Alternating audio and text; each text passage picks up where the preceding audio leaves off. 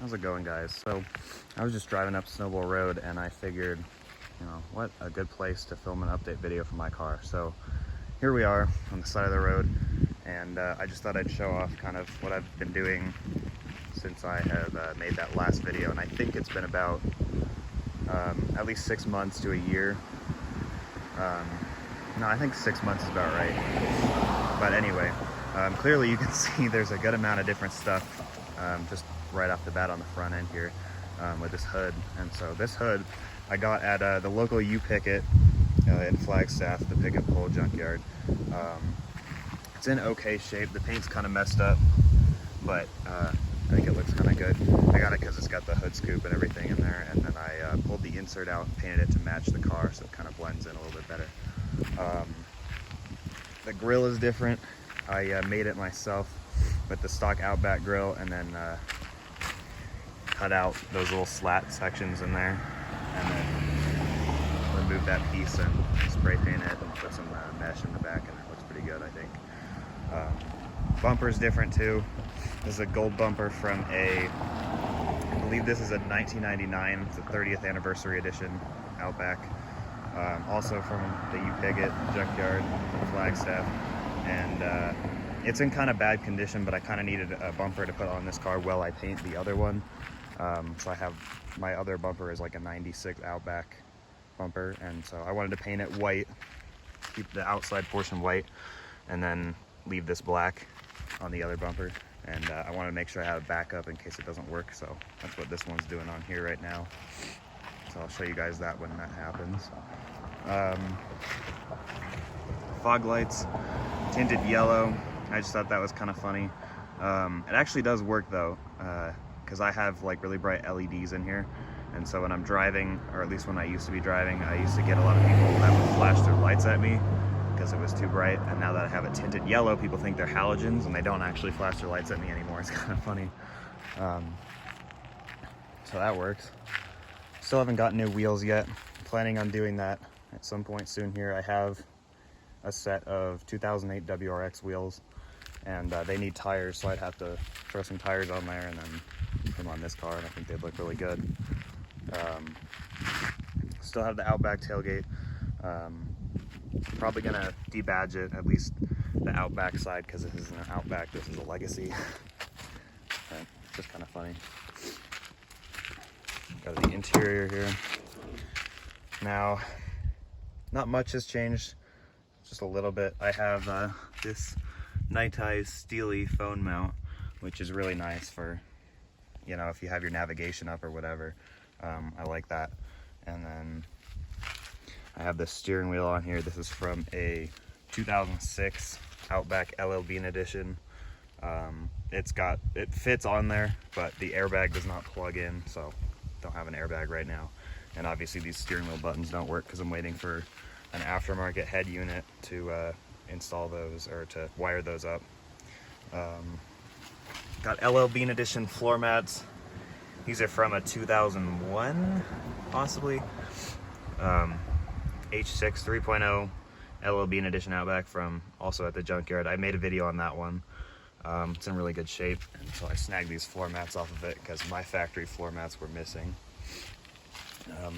Climbing in here, I just have the typical fuzzy dice, which is kind of funny. And then I have a dash cam now, and this is going to be the Nexar Beam. And I actually like it. It's a little bit annoying because when you start the car, when you turn it on, it makes a loud noise. It has like a startup noise. Like, I'll show you that. We'll just, it's kind of sticky. There we go. But it works well, and I don't really have to think about it. There's that noise, and then you can see that's when it's on, and then this light will tell you whether it's connected to your phone or not over Wi-Fi. And the way that this dash cam works is it streams to your phone, and then every time you turn off the car, you have that whole drive saved in your phone. So it's really nice if you want to make clips or whatever. So I kind of do that. I think it's fun. But yeah, still have this cheap head unit in here. It's the Pioneer. No, it's not a Pioneer. It's an Alpine CDA 9857. I got it for free. It was in my 96 Outback parts card. It was just cheaper, or it was better than my stock factory radio in this car, so I put it in. And then I also have this pocket down here for like wallet, you know, whatever, because there's not a lot of storage in this car. There's only like these cubbies and that little pocket and a glove box and stuff. So it's nice to have that storage right there. But I am working on getting a double DIN head unit with Apple CarPlay and Android Auto and all that fun stuff, because that would be really nice to have. Just for an extra thing, because I like to have my navigation up, but I don't want to have it on my phone all the time because it kind of sucks the battery life. So there's that.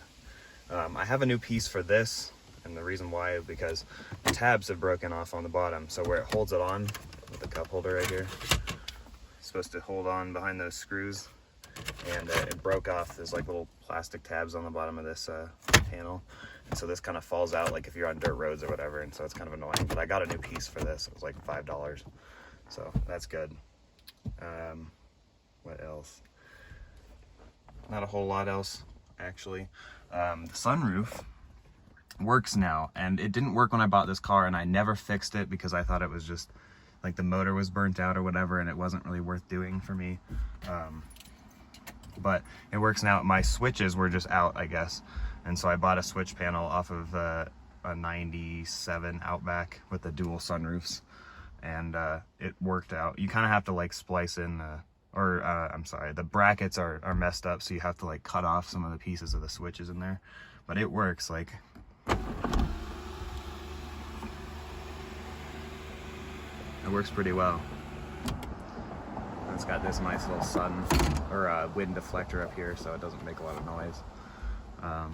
Switches are messed up because from the factory it was supposed to be, this switch is the tilt up or down button, and this one is the open or close button, but it doesn't actually work that way. Like I'll show you. So this is supposed to be tilting it up, and that rolls it back. It actually stops halfway. So if you want to have it halfway closed, you can do that. And you click it again to close it all the way. And then to tilt it, it's back. There you go, and it works pretty well actually. I use it a lot. But yeah, and I've put about 10,000 miles on this car since I made my last update video, so this is kind of a nice little refresher. It's been running good so far. My power steering leak has gotten worse, but it's still manageable. I still only have to top it off about every weekend, but the rack is definitely needs to be replaced. I'll show you that actually. But I put new boots on it when I bought the car because I wasn't sure if the rack was destroyed or not. And it turns out that it definitely needs a new one. But you can see right there, let's see. The boot's torn right there. And so it's leaking all over the control arm and everything right there. But it's kind of a job I don't really feel like doing right now. So I'm just gonna wait out until it gets bad enough to where I actually need to do it. Going to the back, I have like a pair of jeans in there, so don't mind that. Same LL Bean Edition floor mats, pretty standard leather seats.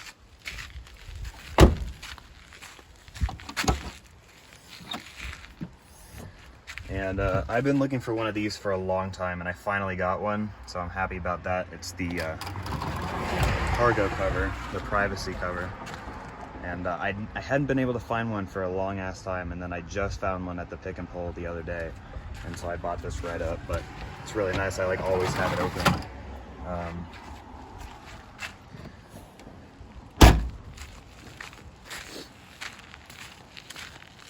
I need new tires too. Right now I'm running like 8-year-old Michelin Defenders.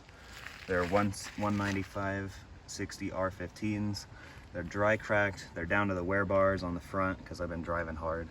And I think it's time to get new tires. And like I said, I have some 2008 WRX wheels at my house that I'm thinking about throwing on here, and then possibly lowering it just a little bit with some WRX springs. And I think that will look really good. I'm not sure if those are a direct swap or not, but that'd be a nice cheap way to lower this car a little bit. But yeah. And actually another thing that I just forgot was that this car tends to eat up starters. and I think I'm on my third starter. It's kind of because I keep using cheap parts. Like the original starter went out when I bought the car, and I threw on a used one that I got for free from my coworker, and that lasted me a couple months, and then it died. So I replaced the contacts in my original starter and then threw it back in here, and it worked pretty good up until about 2 weeks ago, and it finally crapped out on me again. And so I took it apart. Don't mind the road noise from those cars. I took it apart, and the contacts were not completely flat. I guess one of them had shifted around while I was putting it back together, and so it wore prematurely and unevenly, so that it failed. And so I have another used starter on here that's probably not going to last very long, but you know how that goes. Also, right now my coolant temperature sensor is out, and so it's causing the car to run a little bit rich because it doesn't know how hot the engine is, and so it kind of just, to be safe, runs it a little bit rich so that it doesn't cause damage. And the cooling fans just cycle on randomly, so that's a little bit sketchy, but I'm still waiting on that part right now, and I'll fix that when I get it. But that's why I have a check engine light on. Other than that though, like, nothing else is broken on this car since I bought it, and so that's really nice. It's generally a pretty reliable car, I have to say. I mean, it is the 2.2 liter, but still, for a 26-year-old car with this many miles, it's handling itself pretty nicely. I still have a cracked windshield because it doesn't actually bother me anymore. I don't really see it when I'm driving, and so I haven't actually wanted to spend the money on that. Like, you can see, it's got a huge crack that runs all the way across, so there's that. But yeah, other than that, solid car. So yeah, that's been my 6-month update on this car. Thanks for watching, and I'll see you guys next time. Okay, so after editing the video that I just filmed and looking through it, I realized I forgot some stuff. So we're gonna go over that now. First thing being, I actually got new speakers in this car. Well, I don't know, I say new, but I don't know, you can't really see them. But I pulled the speakers out of my 05 XT, and they actually happen to fit in the same spot, and so I plugged them in, made a wiring harness for it and everything like that, and turns out that they work way better than the stock speakers from 1995. I mean, who would have thought, right? 10-year newer speakers sound a lot better. So those are kind of nice. The only thing is, they don't quite fit in the door panels. So, like, I'll see if I can show you. Like, there's a little bit of a gap, and you don't really notice it when you're in the car or kind of like outside. Like, it still lines up pretty good, but they don't fit completely well. I could probably modify them just a little bit and make them fit, but it doesn't really bother me, so I'm gonna leave it. Another thing is, this car has actually started to get a little bit of a lifter tick, and it's probably because I've been beating it. I've been driving it a little harder than I used to. I'll put it for you. Yeah, I've been beating it a little bit more, driving it a little harder, and it's developed a bit of a lifter tick. And so that could be either something like in one of the lifters and it's making it louder, or something along those lines. So I should probably pull off the valve covers and redo that, but I just don't really feel like it. So it kind of quiets down every time you change the oil, and I have a little bit of an oil stabilizer in there right now, just a little bit of it, and that kind of quiets it down. Like, I'll start it up for you. You probably won't be able to hear it on the video.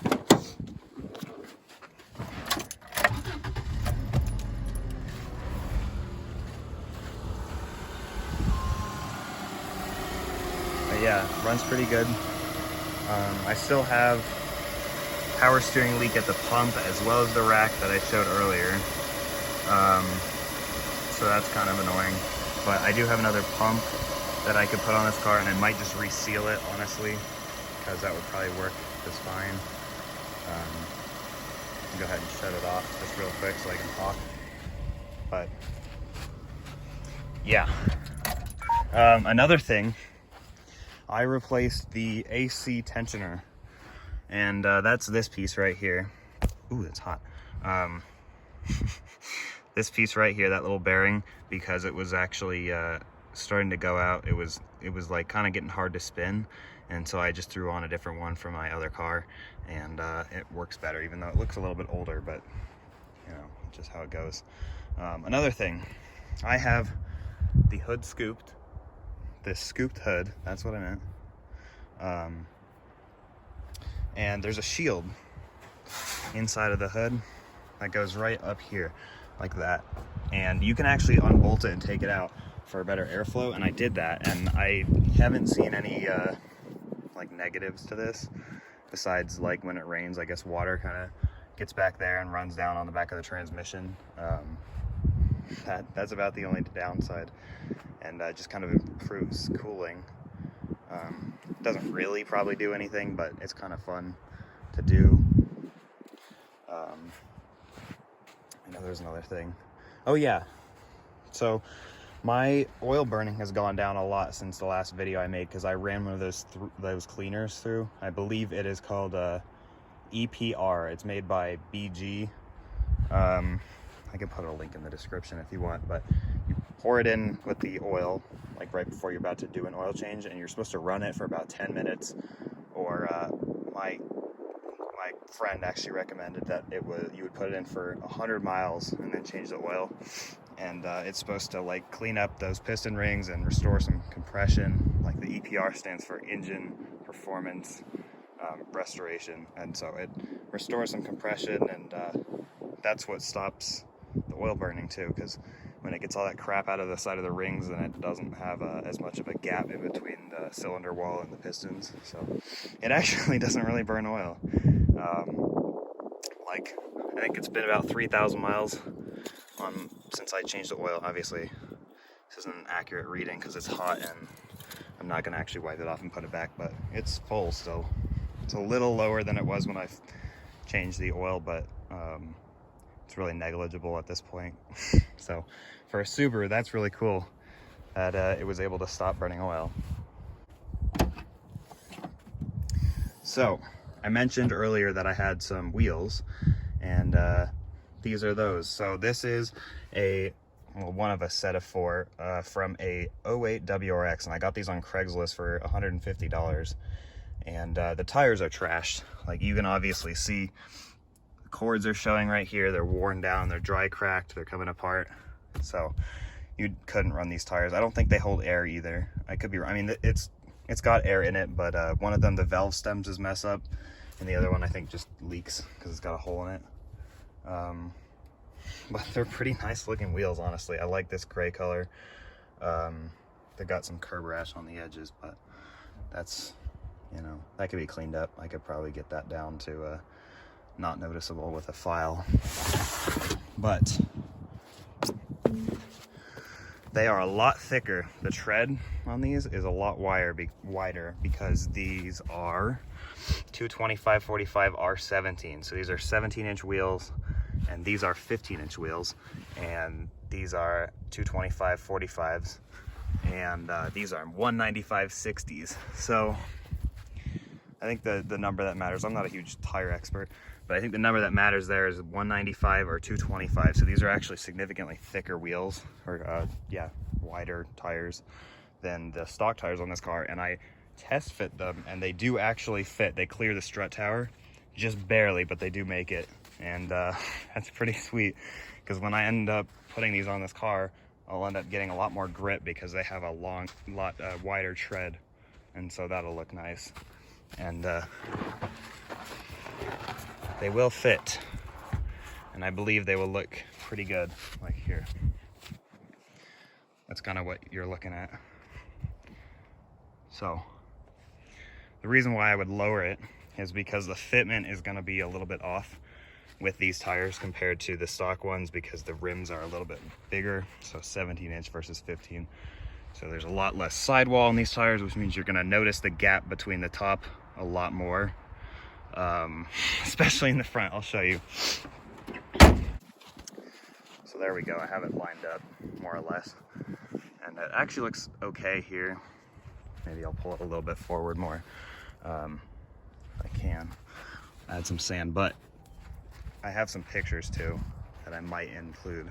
But they would look pretty good on the car, but there's still a bit of a gap on the top, especially when you're on flat ground. I'm obviously in sand right now, so you can't get an accurate gap between the fender and the top of the tire, but it's pretty significant when you have it on pavement, and it doesn't look awesome. So I'll probably grab some WRX springs. Like here you can see there's a pretty big gap, and so it wouldn't look awesome, but we'll kind of have to go from there. But